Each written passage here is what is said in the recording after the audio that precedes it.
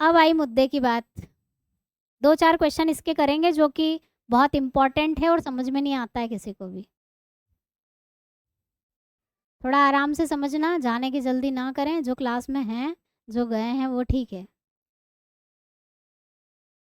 Okay, ठीक है धाकड़ जी।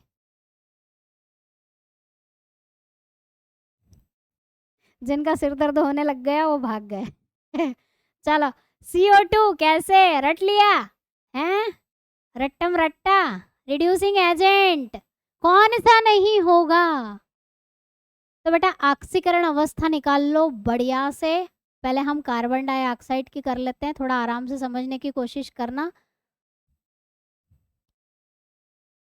Carbon dioxide की ऑक्सीकरण अवस्था निकालो। मैडम ऑक्सीजन की तो -2 होती है, ठीक है। कार्बन डाइऑक्साइड की निकालोगे तो x मानोगे, ठीक है मैम माना। और ये -2 गुणित 2 बराबर 0 है ना। अब जरा गुणा करो, x -4 बराबर 0, तो x बराबर 4 आया। तो बेटा यहाँ पर कार्बन की जो ऑक्सीकरण अवस्था आई ना, कितनी आई? +4 आई।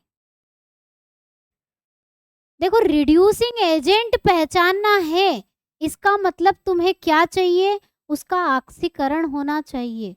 रिड्यूसिंग एजेंट का मतलब क्या होना चाहिए बेटा? उसका ऑक्सीडेशन होना चाहिए, ऑक्सीकरण होना चाहिए। क्योंकि मैडम जिसका ऑक्सीकरण होता है वही रिड्यूसिंग एजेंट होता है। और ऑक्सीकरण जिसका होता है वो क्या करता है? इलेक्ट्रॉन लेता है या देता है? क्या करता है बेटा जिसका ऑक्सीकरण होता है? मैडम वो इलेक्ट्रॉन लॉस करता है, इलेक्ट्रॉन देता है, लेता नहीं, देता है। ठीक है, इतना ये कंसेप्ट समझा रही हूँ, जरा ध्यान से समझ लेना, मजे आ जाएंगे क्वेश्चन करने में तुम्हें। तो देखो इसके पास क्या है बेटा? इसकी ऑक्सीकरण अवस्था +4 है। और तुम जानते हो कि कार्बन की मैक्सिमम ऑक्सीकरण अवस्था 4 होती है, क्योंकि इसकी आउटर मोस्ट शेल में इलेक्ट्रॉन कितने होते हैं? 4 होते हैं। उससे ज्यादा इसकी ऑक्सीकरण अवस्था कभी लाइफ में नहीं हो सकती। तो ये क्या कर सकता है? क्या ये बता दो, इलेक्ट्रॉन ले सकता है क्या? इसका तो फुल हो गया कोटा। ये अपनी मैक्सिमम ऑक्सीकरण अवस्था पे आ गया मैडम, इसका कोटा फुल हो गया। तो बता दो कि क्या ये और इलेक्ट्रॉन ले सकता है क्या? नहीं लेगा, ये ले नहीं सकता, ले नहीं सकता, क्योंकि इसका ऑक्सीडेशन नंबर फुल है, ले नहीं सकता है। ये गेन नहीं कर सकता बेटा, इलेक्ट्रॉन गेन नहीं कर सकता।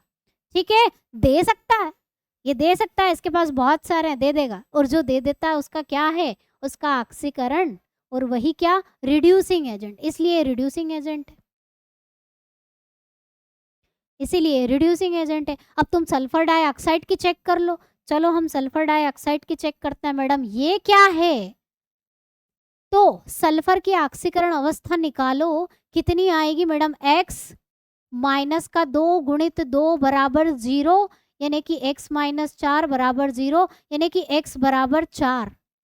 अब बेटा सल्फर में -2 से लेकर +6 तक की ऑक्सीकरण अवस्था होती है।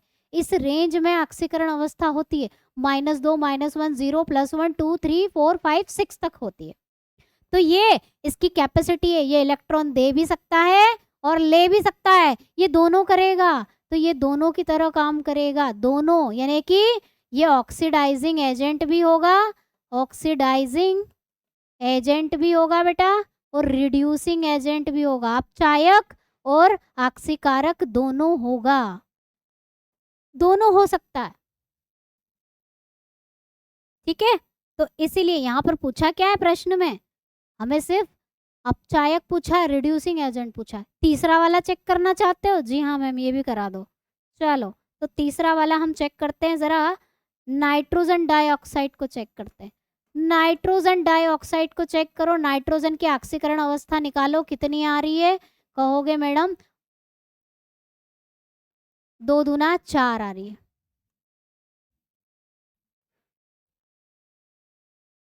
अब ऑक्सीकरण अवस्था +4 है, नाइट्रोजन की तुम जानते हो मैक्सिमम कितनी होती है? मैक्सिमम 5 होती है, 5 मैक्सिमम होती है बेटा इसकी। तो इसके पास एक देने का चांस है, मतलब बहुत सारे देने के चांस है और लेने के भी चांस है। ठीक है, आ रही है बात समझ में? इसकी लोअर रेंज जाओगे तो -5 4 3 2 1 0 से +5, -5 से +5 तक इतना ले और दे सकता है। बीच में आ रही है तो ले भी सकता है, दे सकता है, तो दोनों होगा, ये भी दोनों होगा, ये भी क्या होगा बेटा, दोनों होगा। ठीक है, चलो आगे बढ़ते हैं। अब क्या बचा मैडम, ClO2 बचा, इसको भी चेक कर लो। ClO2 बचा, इसकी भी निकाल लो। किसकी निकालोगे, क्लोरीन की निकालोगे। x मान लो, -2 गुणित 2 बराबर 0। इसकी कितनी आ गई बेटा, 4 आ गई। और तुम जानते हो क्लोरीन की मैक्सिमम 7 होती है, मैक्सिमम 7, मतलब इसके पास है और ले भी सकता है इलेक्ट्रॉन और दे भी सकता है, दोनों कर सकता है। तो क्या होगा, इसीलिए हमने चूज करा, इसीलिए हमने कार्बन डाइऑक्साइड को चूज करा, क्योंकि इसकी कैपेसिटी फुल हो गई थी। ये सिर्फ क्या कर सकता है, सिर्फ और सिर्फ दे सकता है, ले नहीं सकता।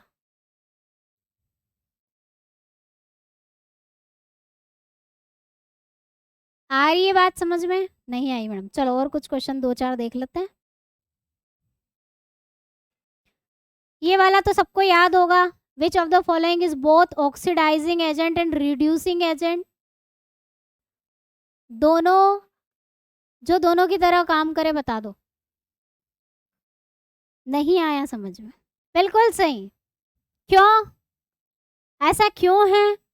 ऐसा इसलिए, वैसे सबके निकालने का टाइम अभी नहीं है, लेकिन फिर भी एक का निकाल देती हूँ मैं। देखो, इसमें तुम हाइड्रोजन की ऑक्सीकरण अवस्था निकालने जाओगे तो क्या आएगी, 2x + 2 -2 बराबर 0। तो 2x - 4 बराबर 0, 2x बराबर 4, 2 दूना 4। सो सॉरी, यहाँ -1 रखेंगे ना हम। हाइड्रोजन पेरोक्साइड में ऑक्सीजन की जो है ऑक्सीकरण अवस्था -1 होती है, तो हम -1 रखेंगे, तो ये -2 आया। ठीक है, ये इधर गया, तो यहाँ पर हाइड्रोजन की ऑक्सीकरण अवस्था +1 आई। तो बेटा हाइड्रोजन में कितने इलेक्ट्रॉन होते हैं? हाइड्रोजन में मैडम 2 आउटर मोस्ट शेल में इलेक्ट्रॉन होते हैं, इसकी वैलेंस इलेक्ट्रॉन 2 होते हैं मैडम। तो इसकी +1 ऑक्सीकरण अवस्था आई है, इसका मतलब ये है कि ये एक इलेक्ट्रॉन देता है, देगा भी, और एक ले भी सकता है, ले भी सकता है। ये गिवन भी कर सकता है, गेन भी कर सकता है, और क्या देगा, दे भी सकता है और ले भी सकता है, गेन भी कर सकता है और लॉस भी कर सकता है, क्योंकि इसकी ऑक्सीकरण अवस्था यहाँ पर +1 है, इसीलिए दोनों की तरह काम करेगा, जो ले भी सके और दे भी सके। आ रही है कि नहीं बात? ये वाला समझ में आया कि नहीं, वो मैं बता दूंगी।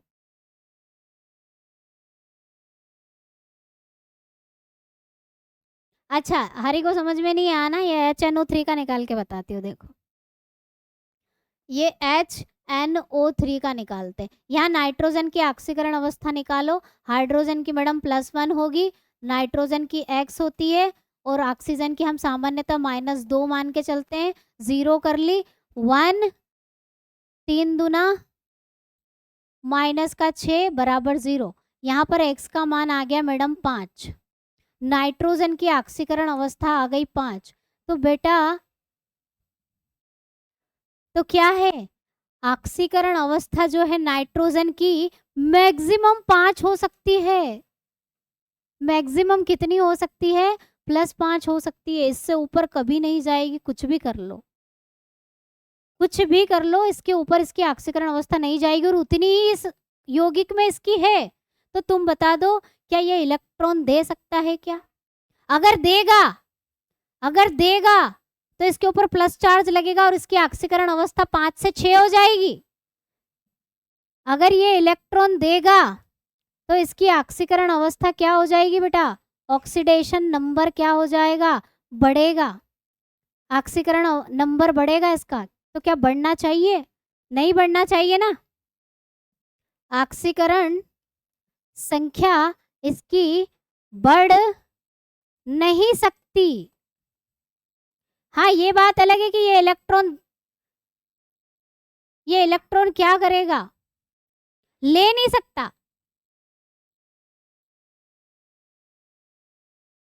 ले लेगा, ले सकता है, ये ले सकता है। क्यों? क्योंकि ये इलेक्ट्रॉन लेगा तो इसकी ऑक्सीकरण, मान लो इसने एक इलेक्ट्रॉन लिया तो इसकी ऑक्सीकरण अवस्था मैडम +5 है, एक इलेक्ट्रॉन ले लिया तो एक ऋण लगेगा तो इसकी ऑक्सीकरण अवस्था 4 हो जाएगी, चलेगा।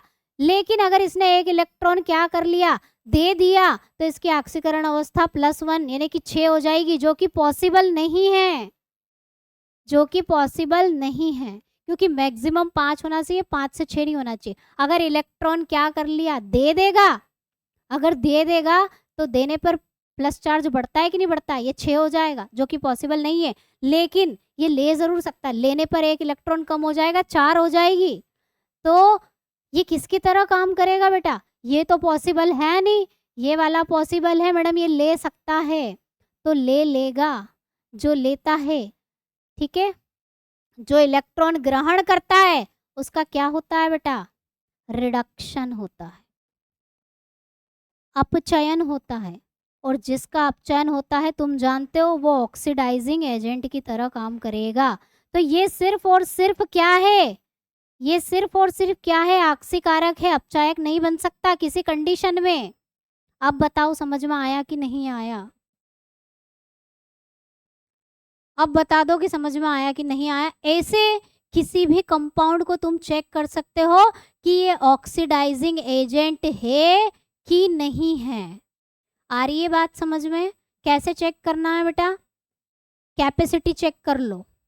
नाइट्रोजन की बाह्यतम कोश में 5 इलेक्ट्रॉन होते हैं, तो ये 5 के 5 इलेक्ट्रॉन दे देगा, इससे ज्यादा लेगा नहीं, है ना। आया हरी समझ में, आया कि नहीं आया? अब क्या करना, अब क्लास के बाद सबकी एक एक बार चेक करना कौन रिड्यूसिंग एजेंट है, और नेट पे चेक करना तो हो जाएगा। चलो, तो इसीलिए यहाँ क्या पूछा है, जो दोनों की तरह काम करे। अब ये दोनों की तरह काम नहीं करेगा, ये तो ऑक्सीडाइजिंग एजेंट है मैडम, इसका भी चेक कर लेना, ये भी दोनों की तरह काम नहीं करे, ये तुम्हें होमवर्क में। चलो, इसमें से बता दो, निम्नलिखित में से कौन सा ऑक्सीकारक ऑक्सीडाइजिंग एजेंट की तरह काम करेगा, कौन सा ऑक्सीडाइजिंग एजेंट की तरह काम करेगा। लास्ट क्वेश्चन चल रहा है, इंपॉर्टेंट है।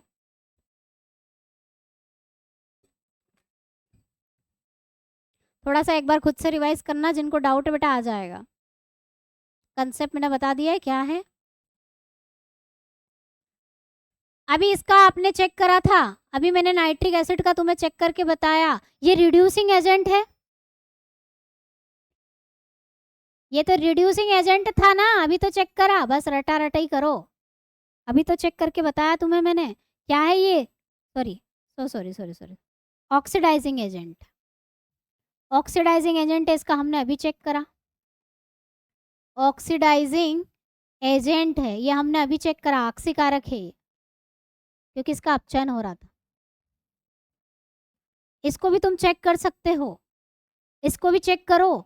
अगर मान लो K2Cr2O7 को मैं चेक करने जाऊं, इसकी +1 होगी, इसकी 2, इसकी मान लो x मानेंगे, 2 का गुणा करेंगे 7 -2 = 0, तो ये हो जाएगा 2, ये हो जाएगा 2x, और ये हो जाएगा -14 = 0। 14 में से 2 जाएगी, कितना बचेगा, 12 = 0, और x की वैल्यू यहाँ आ जाएगी 6, x की आ जाएगी यहाँ पर 6 +6 आई। ये मैक्सिमम होती है बेटा क्रोमियम की, ये क्या होती है, क्रोमियम की मैक्सिमम होती है। तो मैक्सिमम होने का मतलब क्या, अगर अधिकतम आ जाए तो या तो कंसेप्ट बना लो दिमाग में कि अगर मैक्सिमम ऑक्सीडेशन स्टेट हो गई है तो ये क्या करेगा, इलेक्ट्रॉन देगा नहीं, ले लेगा। तो ये भी ले लेगा बेटा, ये लेगा, और जो लेगा वो क्या होता है, कब बनता है, गेन ऑफ इलेक्ट्रॉन। इसका क्या होता है बेटा, रिडक्शन होगा, और जिसका रिडक्शन होता है वो क्या होता है, ऑक्सीडाइजिंग एजेंट होता है। तो ये भी है, ये भी है। KMnO4 में भी निकालोगे तो मैग्नीज, मैग्नीज का कितना आएगा, +1, 4 दूना 8, -8 = 0, मैग्नीज की मैक्सिमम +7 होती है बेटा, जो कि मैक्सिमम है। अब मैक्सिमम आ गई तो इसकी कैपेसिटी नहीं है कि ये इलेक्ट्रॉन दे के +1 कर ले, ये तो सिर्फ इलेक्ट्रॉन क्या करेगा, ले सकता है। और ये भी लेगा तो ये भी क्या होगा तुम्हारा, इसका भी रिडक्शन होगा। और जिसका रिडक्शन होता है बेटा, जिसका अपचयन होता है, वो कौन, आक्सीकारक। आ गई। तो मैक्सिमम कैपेसिटी और मिनिमम कैपेसिटी तुम्हें पता हो ना सबकी, तो तुम बता सकते हो कि ये तुम्हारा आक्सीकारक है, अपचायक होगा, दोनों का बीच में आएगी तो दोनों होगा। मिनिमम अगर कैपेसिटी रहती है किसी की भी तो वो तुम्हारा रिड्यूसिंग एजेंट होता है, और मैक्सिमम कैपेसिटी पे क्या आएगा, आपका ऑक्सीडाइजिंग एजेंट आता है। इतना ध्यान रख लो, ठीक है। चलो, ये कंसेप्ट समझ में आए बेटा, आक्सीकारक और अपचायक पहचानने के। एक और क्वेश्चन कर लो।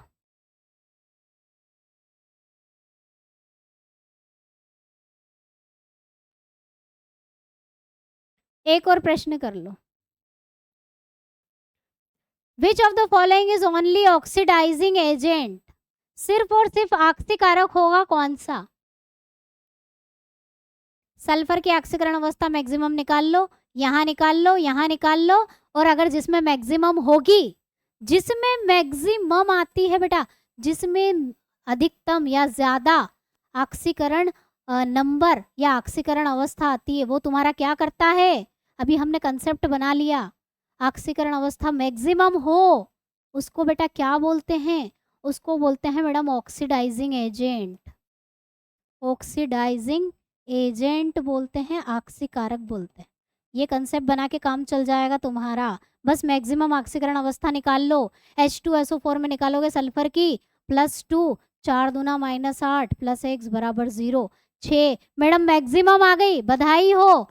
क्या है, ऑक्सीडाइजिंग एजेंट है। आ गई बात समझ में। H2S की निकालोगे, H2S की निकालोगे, +2 + x = 0। मैडम मिनिमम तुम जानते नहीं हो, लेकिन ध्यान रखो सल्फर की मिनिमम इससे कम नहीं जाती कभी भी। ये मिनिमम रेंज है सल्फर की बेटा, मिनिमम ऑक्सीकरण नंबर है, ऑक्सीडेशन नंबर है सल्फर का, इससे नीचे नहीं जाता। तो ये तुम्हारा क्या हुआ, ये तुम्हारा रिड्यूसिंग एजेंट हुआ बेटा, रिड्यूसिंग एजेंट, यानी कि अपचायक हुआ, अपचायक हो गया। आ गई बात समझ में। सल्फर डाइऑक्साइड को चेक करोगे तो कितनी आएगी, 2 दूना 4, +4 आ रही है मैडम, बीच में आ रही है। अरे -2 और +6 के बीच में आ रही है, दोनों की तरह काम करेगा मैडम, दोनों की तरह काम करेगा। ये दोनों होगा, ये दोनों होगा, आक्सीकारक भी होगा, अपचायक भी होगा। राइट आंसर क्या हुआ, H2SO4। कंसेप्ट समझ में आया, कहो आया तो हाँ करो। कंसेप्ट अगर समझ में आ गया हो तो हाँ कर दो, तो मेरी मेहनत सफल हो जाए। और इस प्रश्न का उत्तर कर दो। हाइड्रोजन कार्य करता है, हाइड्रोजन किसकी तरह कार्य कर सकता है बेटा, आक्सीकारक, अपचायक या दोनों की तरह काम कर सकता है। किसकी तरह काम कर सकता है, हाइड्रोजन। हाइड्रोजन की ऑक्सीकरण अवस्था मैडम +1 भी होती है, -1, ये ले भी सकता है, दे भी सकता है, दोनों की तरह काम करेगा मैडम, दोनों की तरह काम करेगा, दोनों की तरह काम करता है। ठीक है, चलो निम्नलिखित में से सबसे प्रबल ऑक्सीकारक एजेंट बता दो, यानी कि ऑक्सीडाइजिंग एजेंट बता दो, सबसे प्रबल वाला कौन सा है बेटा। ऑक्सीजन है, क्लोरीन है, फ्लोरीन है, आयोडीन है। यहाँ पर ऑक्सीडाइजिंग एजेंट बताना है आपको। ऑक्सीजन की बात करें तो इसकी -2 होती है मैडम। क्लोरीन की बात करें तो 7 तक जा सकती है। फ्लोरीन की बात करें तो -1 होती है मैडम। आयोडीन की बात करें तो भी 7 तक जा सकती है। ऑक्सीकारक कौन कौन होगा इसमें से, जिसकी, फ्लोरीन। क्या होता है बेटा, फ्लोरीन। पूरी पीरियोडिक टेबल में जितने तत्व हम जानते हैं उनमें से फ्लोरीन सबसे ज्यादा प्रबल ऑक्सीकारक है बेटा, उसके बाद आता है ऑक्सीजन और क्लोरीन का नंबर। ठीक है, चलिए, फ्लोरीन सबसे ज्यादा ऑक्सीकारक है, प्रबल ऑक्सीकारक। एक और प्रश्न करिएगा।